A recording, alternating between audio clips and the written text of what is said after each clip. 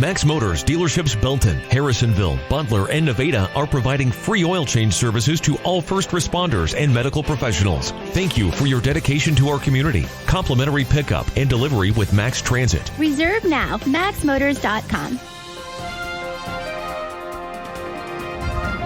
Pretty much just rain through the weekend. Your forecast is coming up. A TV news commentator recently said the United States could see a record number of lawsuits due to the COVID pandemic, and that could turn out to be true. According to the Lynn County, Kansas newspaper, it's happening close to home. An article that appeared in the May 13th edition of the Lynn County News, a recent order by the Lynn County health officer has sparked a federal lawsuit from two Lynn County residents, Jackie Taylor and Linda Jo Heisel, who contend the health order violates their Fourth Amendment rights. The order was issued on May 1st and requires all businesses to keep a record of who visits their establishments in order to do contact tracing if necessary. Heisel, who operates a restaurant, said that people coming into her business are practically family and she shouldn't be expected to keep tabs on them for the government. Heisel and Taylor are also being represented by the Kansas Justice Institute, whose spokesperson noted there are only 5 confirmed cases out of roughly 9,700 residents, and the last case was reported on March 28th, and contends that Lynn County officials, quote, went a little too far. Consequently, on May 12th, a temporary restraining order was filed against Lynn County officials to provide protection and relief for business owners, including Linda Heisel.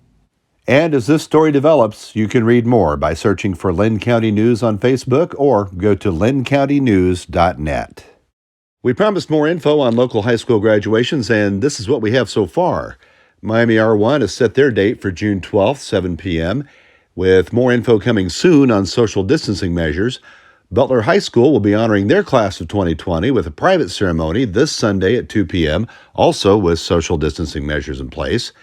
And as of right now, Appleton City High School has set their date for June 21st and July 19th as an alternate. We'll know more as the June date gets a little closer.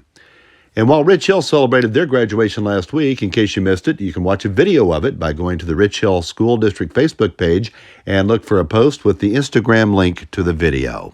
And we'll have more info on other local graduations in an upcoming newscast. On a related note, 4-day school weeks in Missouri are gaining in popularity, and as of right now, there'll be at least 34 new schools operating on a 4-day week, taking the total to 95 districts in Missouri, and that number could actually reach 100 districts for the 2021 school year. We just found out that Drexel is kicking the idea around, as several other local schools have already made the change.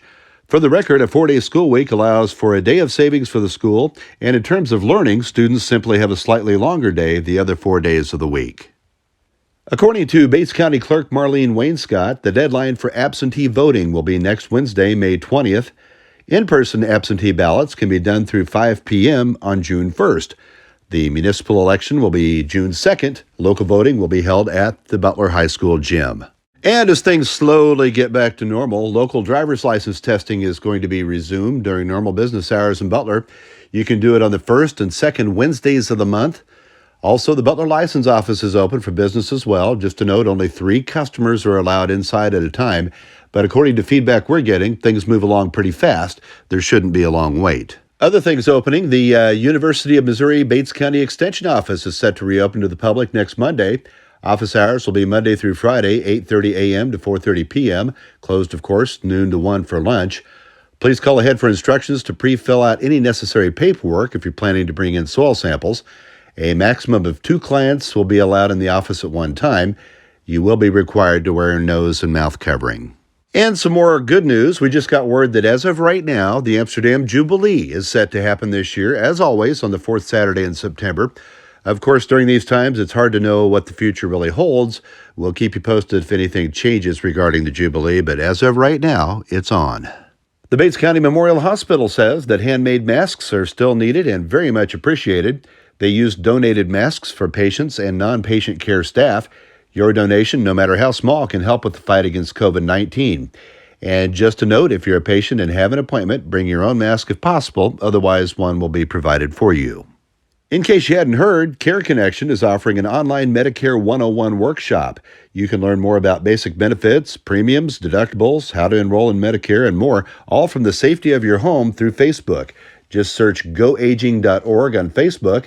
The workshop will be held on Mondays, noon to 1. And if you know somebody looking for work, the city of Butler has jobs available through Labor Day. Help is needed to maintain Oak Hill Cemetery. It'll be weed eating, trimming, and a few other duties. Pay is $10.80 an hour. The right person needs to be at least 16 years old with a valid driver's license. Applications can be picked up at Butler City Hall. On a similar note, Landmark Lawn is looking for help. The right person needs to be self-motivated, goal-oriented, and capable of working alone. The position is 100% on the road, gone 5 days, home on the weekends. For info, call Don at 816-898-9015. Unfortunately, since stay-at-home orders were enacted, substance abuse numbers are through the roof, and every little bit helps when trying to overcome addiction. Christ-centered recovery is set to resume next Monday at the Nazarene Church in Butler. They use Scripture to help you cope and overcome. The meeting will start at 6 p.m. Social distancing measures will be in place. Just a note for those who live in the Ballard area, Route BB Highway just north of Ballard will be closed next Tuesday from 8 a.m. to as late as 4 p.m. as the Highway Department will be replacing a culvert. Residents will still have access to their driveways while work is being done. And are you ready for this? Elk hunting is coming to Missouri. That's right, the Missouri Department of Conservation has announced that you can apply for an elk hunting permit for this fall. This is a first ever for the state of Missouri, and consequently, only 5 permits will be issued through a drawing. If you'd like to throw your name in the hat, go to mdc.mo.gov/buy-permits for more info. In obituary news, Francis Groves, 86, of Adrian, passed away on May 11th in Butler. Graveside services will be held this Saturday at Crescent Hill Cemetery in Adrian. Dwight Hedger, 70, of Pensacola, Florida, formerly of Butler, passed away on May 11th. Dwight's wishes were to be cremated. Memorial services will be held at a later date with interment at Oak Hill Cemetery. And our flashback today. Butler was booming in 1960, and this is a page from the Butler phone book that includes a lot of businesses that we probably remember. Robertson's Office Products, Hill's Truck Line, the Bates County Democrat newspaper, Pine Tree Rest Home, which was at the current Bates County Museum location on Elks Drive. You'll note that one business is a true survivor, Osage Pecan Company, for many years was just off the Butler Square and now located on West 52 Highway. Ah, the good old days. Weather is brought to you by the Y Factor Salon, who has something for the entire family. Haircuts for the guys, hair and nails for the ladies, next to Corner Hardware in Butler. All right, here we go. 80% chance of thunder showers today with a high in the upper 70s to around 80. Slight chance of rain continuing through tomorrow, high back in the mid-70s. Then a good chance of thunder showers on Saturday before it begins to taper off. Highs over the weekend will hang in the low to mid-70s. For the most part, it'll be dry next week and we'll be back in the 80s starting around Wednesday.